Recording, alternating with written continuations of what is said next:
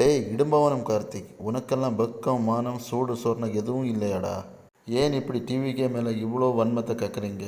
தலைவர் விஜய் கட்சி ஆரம்பித்ததுலேருந்து சீமானுக்கும் தூக்கம் இல்லை, துரைமுருகனுக்கும் தூக்கம் இல்லை, இடும்பவனம் கார்த்திக்கும் தூக்கம் இல்லை.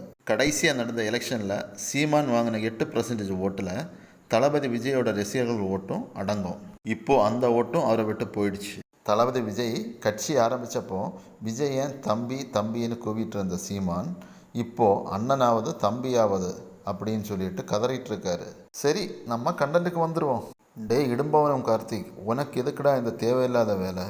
திமுக கிட்ட இருந்து எவ்வளோடா காசு வாங்கின? ஆளும் கட்சியை கேள்வி கேட்க வக்கில்லாத நீ எப்போவுமே டிவிக்கே பற்றி தப்பான விமர்சனங்களை வச்சிட்ருக்க. உனக்கு எதுக்குடா இந்த எச்ச பொழப்பு?